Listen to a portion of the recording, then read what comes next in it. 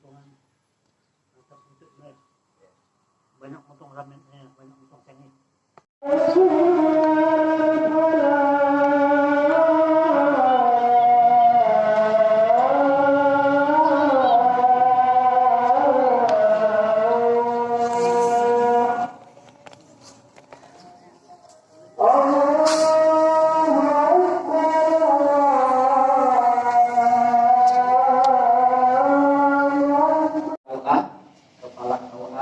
Kecamatan Singkawang Tengah yang kami hormati, Bapak-bapak, ibu-ibu, rombongan penyuluh agama Desa Kota Singkawang yang kami hormati, dan yang paling berbahagia saya berbahagia yaitu Bapak Pengurus Masjid Al-Fatah yang kami hormati dan kami banggakan. Hadirin yang dimuliakan oleh Allah Subhanahu wa Ta'ala. Baiklah, pada kesempatan yang sangat berbahagia ini kami akan menyampaikan beberapa susunan acara pada kegiatan pada malam hari ini. Yang pertama, pembukaan. Alhamdulillahirrahmanirrahim. Salatu wassalamu ala rasulillah wal mursalin Sayyidina Muhammad wa ala alihi wa sahbihi ajma'in. Amma ba'du. Yang saya muliakan dan kita muliakan semuanya, ayahanda kita Bapak Ustaz Hasbi Abdullah, yang saya hormati para penyuluh agama di Kota Singkawang, para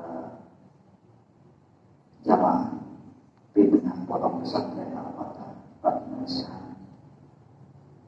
kemudian para pejabat di lingkungan kantor Kementerian Agama. Puji dan syukur kita panjatkan kepada Allah Subhanahu wa Ta'ala yang telah memberikan rahmat-Nya kepada kita sehingga pada pagi hari ini kita sampai giliran lagi di Masjid At-Taqwa di Komplek Pondok Pesantren Al-Fatah ini.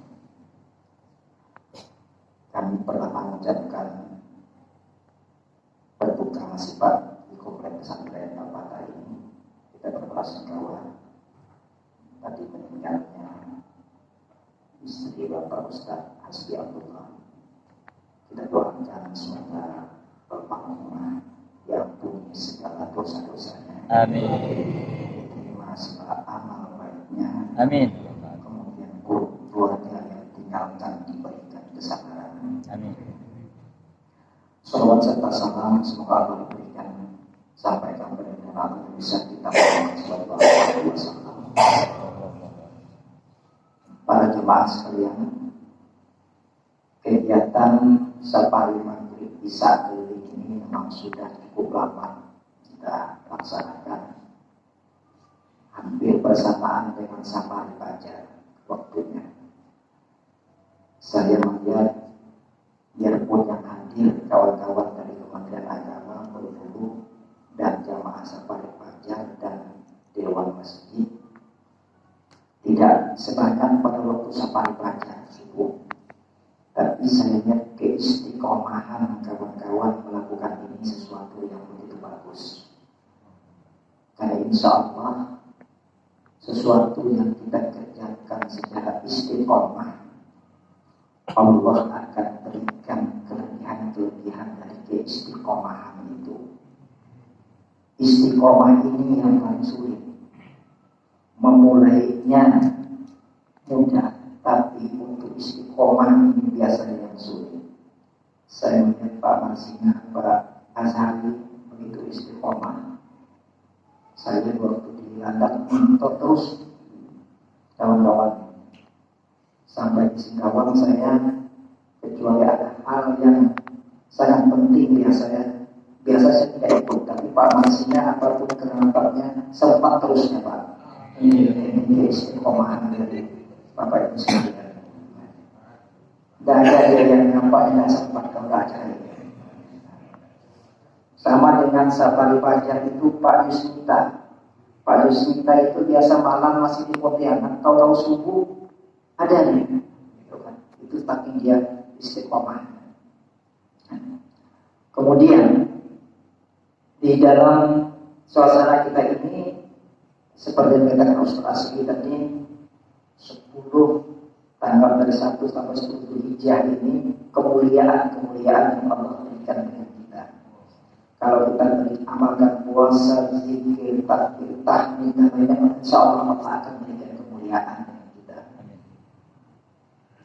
Tahun ini Lebaran nampaknya agak terjadi perbedaan. Saya sering mengungkapkan dengan kawan-kawan bahwa dalam menentukan Idul Fitri dan Idul Adha ini di Indonesia ini ada 3 kelompok. Pertama, kelompok yang menggunakan hisab perhitungan. Itu adalah kawan-kawan di Muhammadiyah, Persis dan lain-lain. Yang kedua, hisab dan ruqyah. Itu pemerintah, kawan-kawan di NU sama dihisab dulu, setelah itu baru di ruqyah. Cuma hisab dan ruqyah ini terdapat perbedaannya adalah tentang ketinggian hilal saja yang tidak sepakat masih. Muhammadiyah wujudul hilal, yang penting muncul, nampak atau tidak nampak, tetap tentukan tanggal 1. Kalau di NU dan pemerintah ini dia harus nampak pakai ruqyah atau hilal. Kelompok yang ketiga berpedoman kepada Mekah. Kapan Mekah, berarti kita ikut. Mana yang betul dari tiga itu? Semuanya betul. Semuanya betul. Tidak boleh kita saling menyalahkan dari tiga itu. Dan jangan menganggap metode kita yang paling benar. Karena ini adalah persoalan keyakinan. Ini adalah di bidang ijtihadiyah. Kalau di ijtihadiyah itu ada timbul perbedaan. Jika ada perbedaan, maka harus timbul tasamuh yang memakan toleransi. Kenapa? Karena tasamuh itu kalau tidak berbeda tidak mungkin ada konsep tasamuh. Karena ada perbedaan itulah maka ada konsep tasamuh. Tasamuh itu artinya kita toleransi, menghargai orang yang berbeda dengan kita dalam hal ini kita sesama umat Islam, terutama nanti tentang Idul Adha, puasa Arafah dan hari Tasyrik. Ini disesuaikan saja masing-masing. Yang hari rayanya hari Sabtu berarti dia puasa Arafahnya hari Jumat, gitu kan. Yang hari rayanya hari Ahad, puasa Arafahnya hari Sabtu, berarti Tasyriknya juga akan nambah, gitu kan. Dan insya Allah kalau itu saling memahami tidak ada masalah. Itulah hebatnya Islam. Itulah dia Islam. Rahmatan lil alaminnya itulah dia. Nah, makanya saya yakin di Al-Fatah insya Allah hari Sabtu kan. Kalau Al-Fatah dia melihat di Saudi. Kapan Saudi berarti kita di sini. Ya, kalau Muhammadiyah dengan hisabnya, gitu kan. Kalau pemerintah hisab dan ruqyahnya, tapi tidak mungkin dia berbeda sampai 2 hari. Kalau 1 hari saja bedanya. Ada lagi yang hadir di Sulawesi berapa itu? Nah, itulah yang cerita. Yang mau Sulawesi Pak Malik lah yang tahu. Karena dia orang Bugis, dia yang lulus. Itu ceritanya. Pak Malik ini kita bersyukur Pak Malik dari Komplek Al-Fatah ini salah satu yang dinobatkan sebagai pimpinan Basnas Kota Singkawang. Saya melihat kenapa beliau terpilih. Saya yakin apa yang dilakukan oleh Ustadz Asbi, bagaimana cara orang bisa mengeluarkan zakat, memberikan motivasi, dan saya yakin nanti diturunkan dengan Pak Malik Pak. Sehingga kalau sekarang pendapatan di Basnas itu 1,3 miliar, saya yakin dengan masuknya Pak Malik bisa 1,7, 1,8. Amin. Kita doakan itu. Ini tentang Pak Malik gitu kan. Dan bagaimana kita berbeda ini. Berbeda. Kemudian yang kedua, saya ingatkan nanti insya Allah Pak Ustaz, saya sebentar saya ada ngomong Pak. Ya malah suka lah kalau suka. Kalau perlu bisa ngomong gitu kan. Tapi kalau yang kedua tentang kurban. Inna a'toina kal kausar. Fasholli rabbika wanhar inna syani'aka wal abtar. Kurban, saya lihat kawan-kawan di Al-Fatah ini, komplek Al-Fatah ini, semangat kurbannya alhamdulillah menjadi contoh untuk tempat-tempat yang lain. Tahun ini berapa ekor Pak? 24 ekor. 24 ekor. 24. Saya cerita sedikit tentang kurban. Saya belajar dari kawan dari Al-Fatah. Enggak saya sebutkan nama. Ada di sini orang. Bukan Pak Malik. Satu saat ada tukang kami panggil Yusufudin untuk bertukar di Yusufudin. Banyak tukang di situ yang di kantor. Sekarang saya kepala kantor semua di kemana pun tukar dari awal. Kemudian kira-kira terjadi 7 atau 8 tahun yang lalu. Pertama, kalau dari istirahat dia minta 15 menit sholat duha di masjid. Itu kebiasaan yang cukup bagus. Kemudian sampailah waktu hari raya Idul Adha. Sebelum hari raya Idul Adha, motornya bagus. Begitu selesai Idul Adha, nggak kita berubah motornya. Terjadi buruk. Pak, silakan. Motor dulu sebelum Idul Adha bagus. Mana tuh? Saya jual Pak. Saya jual. Jadi 2.200.000 habis saya jual itu, saya jadikan untuk korban Idul Adha. Sisanya saya berikan motor lagi. Motor kan hanya sekedar untuk mempermudah perjalanan saja. Jadi dia nabung untuk korban itu bukan tiap bulan dia nabung ke masjid, tapi ditabungkannya dari motornya. Jadi kalau itu misalnya tahun itu sampai itu ada yang belum berniat berkorban, motornya masih tadi. Jual 2,5 juta, masukkan untuk beli hewan kurban sapi bertujuh, sisanya beli motor dulu.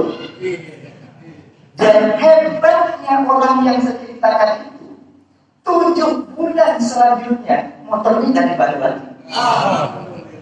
Itu berkah. Orangnya ada di situ. Saya sebutkan, jangan saya sebutkan. Tidak saya sebutkan orang. Itu jadi pelajaran untuk saya. Sejak itu, tukang bisa setiap tahun dia berkorban dengan dia baik menabung lewat motornya. Kenapa sepegawai yang tiap bulan tidak ada istilah hujan tetap dibayar, sakit tetap dibayar, kenapa saya tidak bisa berkorban? Sejak itu saya belajar dengan kawan saya dari Al-Fatah, jamaah kita dari Al-Fatah itu setelah itu saya bilang dengan istri saya, tidak boleh kita. Itu jadi pelajaran untuk kita.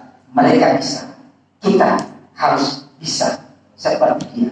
Ini saya yakin, makanya tadi yang saya katakan motor yang bagus-bagus, esok masih bisa dijual. Masih bisa dijual. Insya Allah ada yang beli. Dan insya Allah 7 bulan atau setahun yang akan datang, motor itu akan berubah jadi baru. Yakinlah itu. Kita biasa tidak yakin. Tapi bagi orang yang mengamalkannya, yakin. Insya Allah. Insya Allah. Nah, ini yang saya lihat dalam memotivasi kita di dalam menghadapi hari raya kurban. Apa itu dulu? Jangan ceramah, boleh banyak kalau nggak terlalu kurban, gitu kan? Buktikan cara kita yang seperti tadi. Kalau yang sudah, insya Allah, yang belum, coba kita buktikan, insya Allah akan terbukti. Dan percaya, coba, dan yakin. Kalau nyoba-nyoba tidak yakin, insya Allah tidak akan terjadi. Tapi kalau kita coba, yakin akan aman hasilnya dengan kita. Dan ternyata saya sampai sekarang perubahan orang ini cukup bagus. Sering saya sering Pak saya telepon, Pak, saya mau minta bantu tukang. Waduh Pak, banyak pekerjaan saya. Banyak pekerjaan saya. Saya carikan saja Pak nanti orang lain. Kan bagus kalau dia belajar pekerjaannya, berarti keberkahan. Ya kan? Orang datang ke pesantren, Pak, nanti ini kerjaan Pak. Dah lama aku Pak 3 bulan tidak bertukar. Kenapa tidak melakukan amal soleh, tidak melakukan sesuatu yang bermanfaat. Satu lagi yang saya tiru di Al-Fatihah, sebutan amal soleh. Saya kalau kerja bakti itu di Al-Fatihah ini kan sebutannya amal soleh. Kalau kami itu sulit kan kemudian bakti sosial. Itu udah berubah, amal soleh Pak. Udah lama amal soleh. Amal soleh saya ingat amal soleh ada mas. Kerja bakti nanti harus ada bakti sosial. Bakti sosial kan tidak terlalu di materi di klinik itu tidak terlalu bagus. Tapi amal soleh saya memang menjadi amal soleh. Terima kasih. Mohon maaf kita lanjutkan dengan ceramah. Assalamualaikum warahmatullahi wabarakatuh.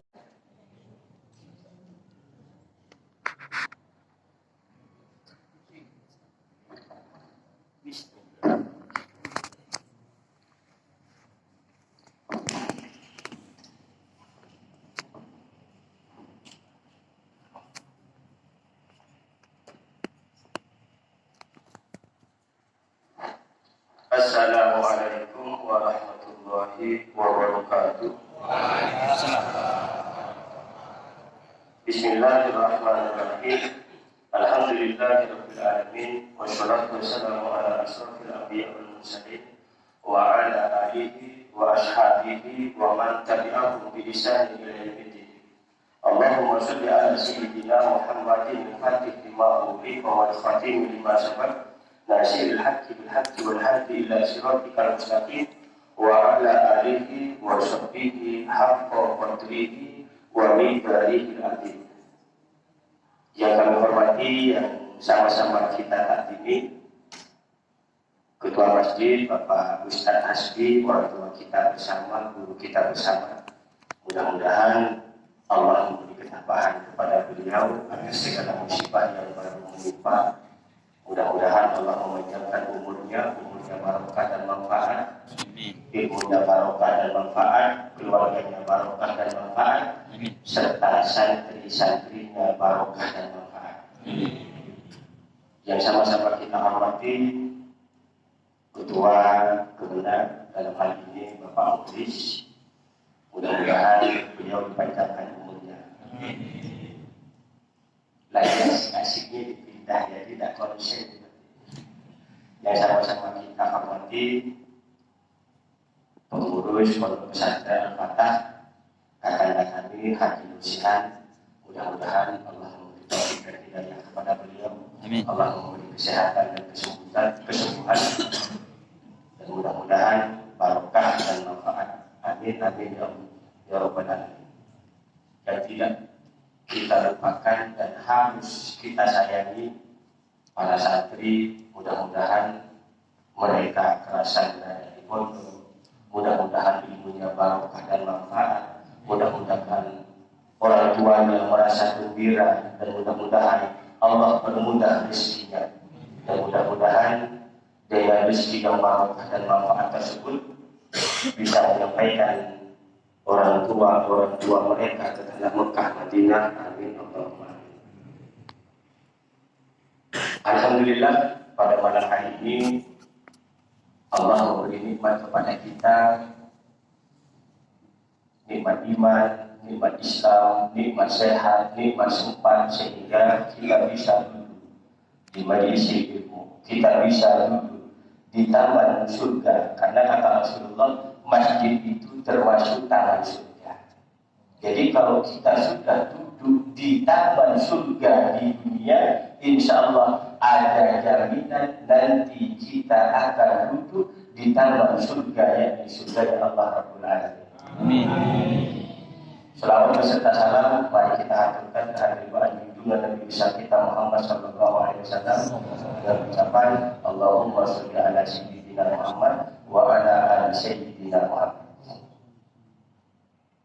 Dalam hal ini sama-sama kita ketahui bahwa betapa banyak air mata yang mengalir dari mata-mata orang yang soleh dan solehah karena mereka merasa gembira.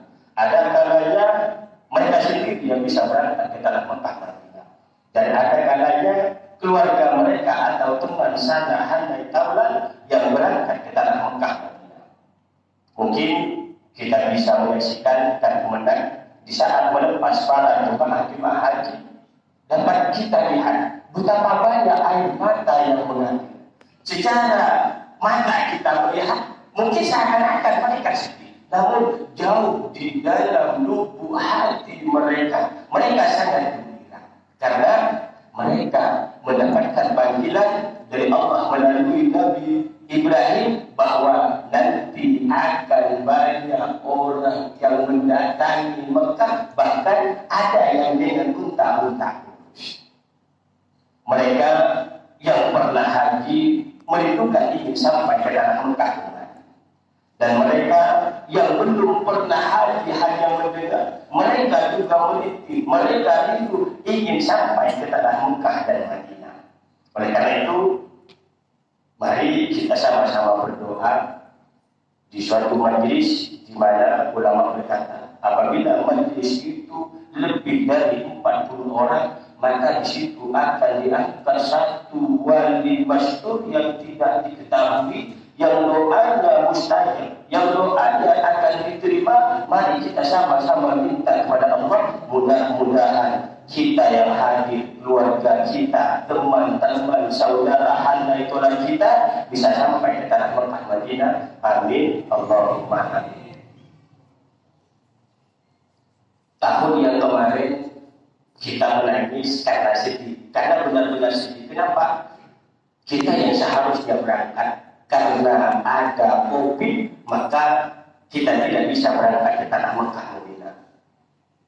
Kita dan saudara-saudara kita di media sosial juga ribut pemerintah bagaimana pemerintah tidak benar. Namun setelah dinyatakan bahwa jangankan Indonesia, orang yang berada dekat dengan Saudi seperti Yaman juga tidak bisa melaksanakan haji. Bahkan Arab Saudi sendiri tidak melaksanakan haji, yang hanya melaksanakan haji segelintir orang, sehingga pada waktu itu Jabal Rahmah yang terlihat sangat sedikit orang-orang yang bisa hadir di sana. Pada saat itu mereka sedih karena sudah merupakan panggilan, sudah kutanya, sudah jelas mereka yang harus berangkat, namun digagalkan. Oleh karena itu, mari kita bersyukur kepada Allah, mudah-mudahan di tahun-tahun selanjutnya pelaksanaan haji tetap bisa dilaksanakan, sehingga tidak menutup kemungkinan Allah akan memanggil kita, Nabi Muhammad akan mengundang kita, sehingga kita bisa sampai ke tanah Mekah dan Madinah. Amin. Allahumma amin. Waktu tinggal 12 menit. Namun 12 menit bisa menjadi waktu yang sangat lama apabila satu ceramah membosankan. Jadi jangan dibandingkan dengan Pak Muhlis tadi. Jadi waktu ini lama, 20 menit rasanya kayak 3 menit. Terasa penasaran. Ya jangan disamakan rotan dengan akar. Jadi tidak ada rotan, akar, puncak.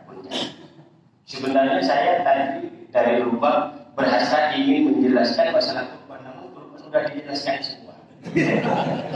Namun sedikit sedikit kita mengambil hikmah dari kurban. Jika Nabiullah Ibrahim diperintahkan oleh Allah untuk menyembelih anaknya, dapat kita bayangkan bagaimana kalau kita sekarang jangan disuruh menyembelih anak, kita suruh patahkan leher anak kita. Saya yakin tidak seorang tua pun yang mampu. Ini dikisahkan di dalam syarahnya kitab Al-Hikam Muwatta Al-Hikam karangan Ibnu Athaillah As-Sakandari, bahwa di waktu Nabiullah Ibrahim mukasyafah dapat melihat alam yang belum terjadi. Alam yang akan datang sudah ditampakkan. Jadi ditampakkan oleh Allah. Ya Ibrahim, bagaimana menurutmu orang-orang seperti ini? Dilihat oleh Nabi Ibrahim, para perampok, penjaga, pembunuh. Kata Ibrahim, ya Allah, mereka tidak bersyukur kepada dirimu. Mereka diberi nikmat olehmu. Mereka diberi makan olehmu. Tapi kenapa mereka tidak bersyukur, tidak berterima kasih kepadamu? Padahal kita hanya dikasih uang 100 ribu, 50 ribu. Oh, makasihnya berapa? Ada yang dikasih 1 juta. 5 tahun kemudian kita masih ingat. Tapi kenapa? Kita diberi nikmat oleh Allah, diberi nyawa, di mana nyawa Allah tidak pernah memintanya dari kecil sampai kita tua. Ada yang lebih tua dari kita, ada yang sampai 100 tahun. Berapa syukur kita kepada Allah? Bunuh, dibunuh oleh Allah. Melihat mereka para perzina. Bagaimana ini Ibrahim? Siapa ya Allah? Mereka kurang ajar, seharusnya berterima kasih. Ada wanita yang sah untuk dikawini, mereka malah berzina. Bunuh. Hingga suatu saat, di saat Nabiullah Ibrahim mempunyai anak Nabiullah Ismail, ini pelajaran untuk kita, untuk orang tua, untuk guru-guru, untuk para ustaz, kita ambil hikmahnya. Kata Allah, Ibrahim bunuh anak. Ibrahim menangis. Ya Allah, ini anak saya ya Allah. Apa salah anak saya? Kenapa harus dibunuh?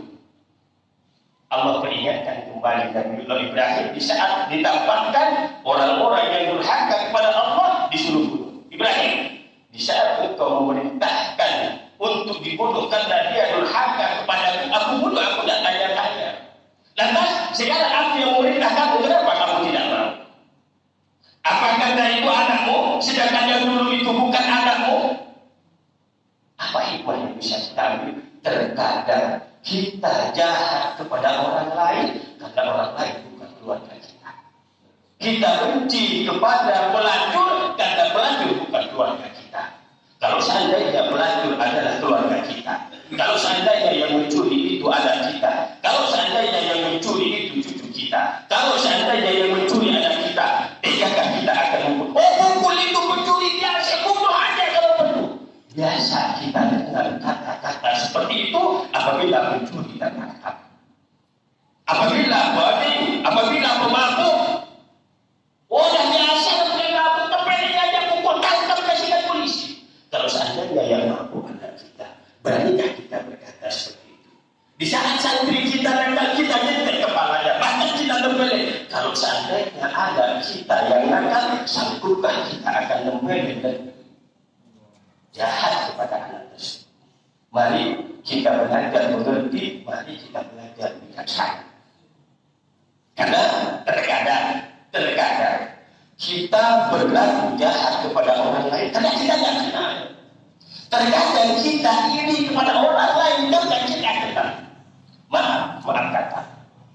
Pak Asfi umpamanya sama Allah dikasih kekayaan banyak sekali. Ini perbuatan orang itu mereka ini bisa pada foto. Bisa gitu. Loh, kenapa mereka yang orang Cina, orang kafir yang kita kenal yang umumnya bisa sampai ratusan, bisa banyak kita kena ini kepada mereka. Karena kita tidak kenal. Di saat hal kebaikan kita benci kepada saudara kita yang lebih kaya, namun di saat pada kejahatan kita sayang kepada keluarga kita yang kita kenal.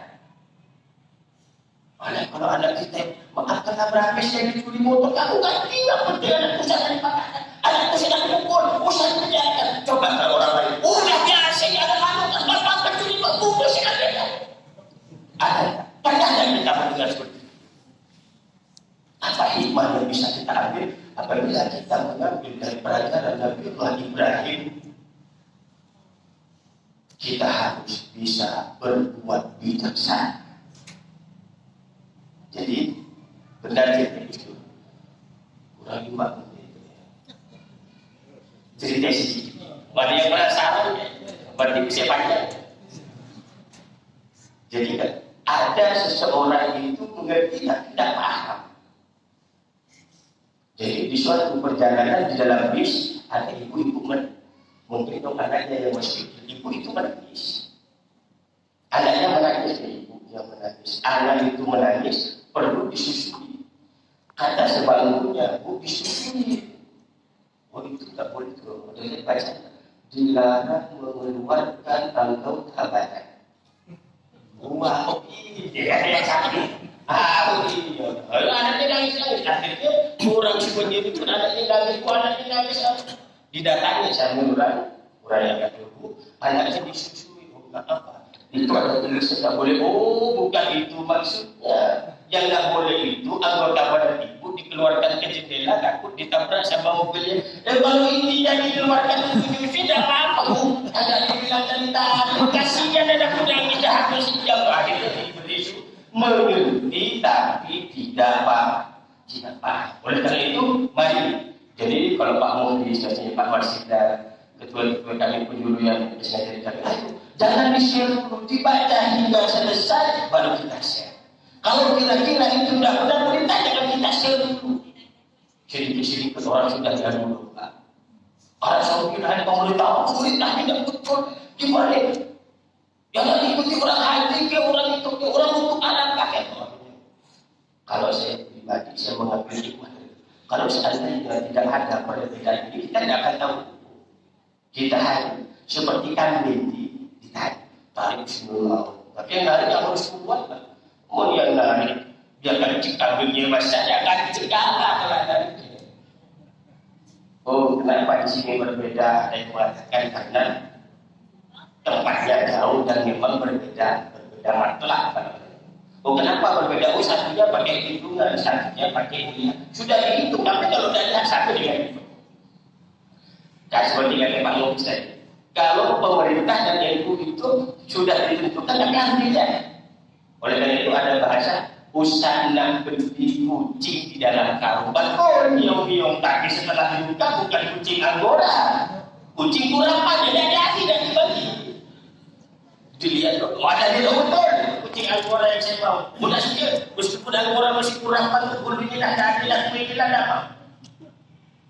Nah, jadi kenapa kalau bukan segi usaha? Jadi perbedaan 1 hari atau 2 hari itu sudah memang ada sejak jauh. Kita tidak boleh menyalahkan hisab karena hisab 100 tahun yang akan datang itu sudah ditemukan, sudah ada. Oh 100 tahun akan datang akan terjadi gerhana bumi itu aja begini. Takut cuma itu dan aku 9 hari 7 hari tidak ketahuan gitu. Nah, jadi kita dari oleh itu terkadang berbeda itu menjadi nikmat. Ya kalau semuanya laki-laki tidak kawin dengan sampai tidak dipeluk di pasar. Bahkan meluk di pasar dia tidak nyoba. Model tidak. Pasti umpamanya tinggalnya model tutup. Pak Musti tutup sambil tutup tidak kita aku yang tutup boleh dan bagus. Satunya tutup gantung dingin boleh istilah gabung bagus. Jadi perbedaan itu kita ambil di mana mereka bisa atur. Oh keaturannya sudah bisa atur itu ya. Selama ada kesan, selama tidak bertentangan. Karena sebagaimana di dalam kitab ini sedikit ya. Kita ambil kitab agar mendapatkan manfaat. Kita binahus saya karena Syekh Muhammad Sanudi. Kita diwajibkan untuk bertobat. Apa arti tobat? Tobat itu adalah kembali dari hal yang tidak benar kembali kepada yang benar. Menurut siapa? Menurut syariat. Menurut agama.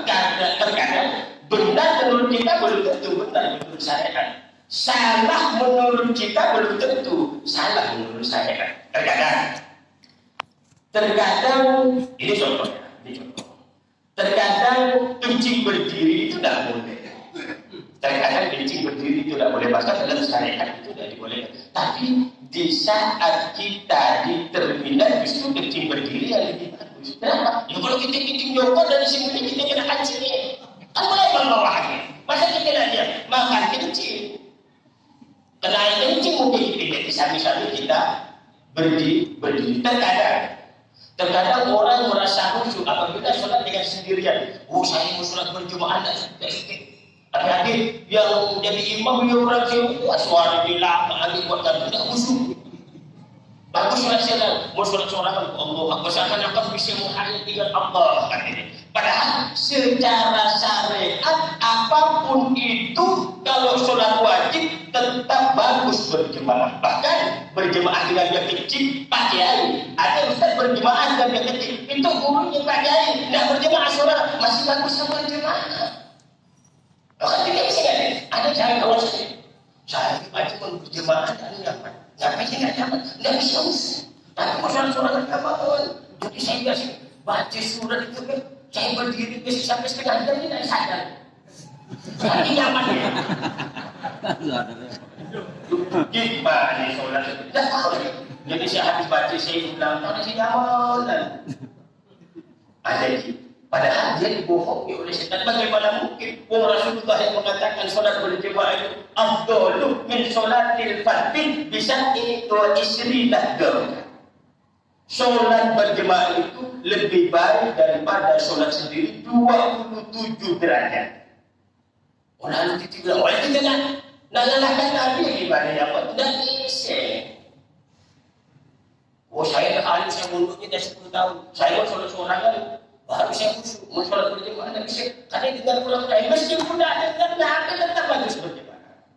Nah itu artinya kita harus berbuat itu sesuai dengan agama, sesuai dengan keyakinan yang kita yakini yang menurut itu adalah benar. Jadi bertobat itu yang penting untuk apa? Bertobat itu kita juga bertobat yang pertama itu kita bertobat dari dosa-dosa besar. Setelah itu baru dari dosa kecil. Setelah itu kalau dari dosa kecil sudah biasa dosa kecil gimana? Kalau kita punya cewek cantik tapi sebentar cantik lalu sudah ya Allah. Kalau di dunia saya Tuhan saya itu kan masih muda cantik. Ya dalam artian pikiran muda umur boleh tua ya lagi. Jadi melihat orang cantiknya masih sedih. Akhirnya saya tanya sama Habib gimana nih? Apakah nanti di dunia dengan di surga itu sama? Dalam artian apa itu? Saya mau lihat di dunia itu orang cantik, kopi juga mampu. Kalau di surga gimana? Udah tidak naik. Jadi gimana caranya? Gini kata-kata. Sesuatu yang kita inginkan di dunia yang tidak bisa kita dapatkan nanti akan diberikan di surga. Oleh karena itu kata kita, di saat kita melihat wanita yang kita ingat betapa agungnya Allah membuat kecantikan. Jadi dengan demikian kita motivasinya akhirnya kita ke Allah. Ya Allah, alhamdulillah engkau beri orang ini bisa cantik sehingga indah untuk dilihat. Jadi bukan karena nafsu. Mungkin hanya ini yang bisa saya sampaikan. Kalau di jauh-jauh alunan-alunan umat yang ada sudah dengar atau apa. Jadi karena mohon maaf atas segala kesalahan yang salah itu dari Allah, yang baik itu datang. Yang salah itu dari saya sendiri, yang benar itu datang dari Allah Alamin. Terima kasih atas segala perhatian. Mohon maaf atas segala kesalahan. Wallahu muwaffiq ila aqwamit thoriq. Assalamualaikum warahmatullahi wabarakatuh. Waalaikumsalam. Demikian jemaah yang dimuliakan oleh Allah Subhanahu wa taala, tausiah yang disampaikan oleh Kiai Haji Said. Mudah-mudahan kita dapat keberkahan dan ilmunya dan dapat kita manfaatkan dalam kehidupan kita sehari-hari. Baiklah, hari ini kita tutup majelis ilmu ini dengan doa kepada majelis. Subhanallah wa bihamdihi.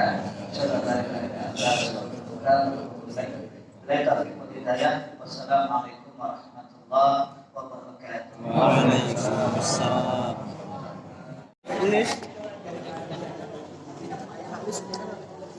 Kakak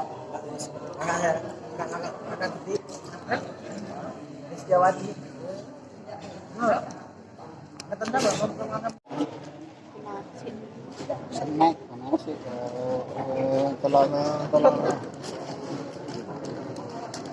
snack snack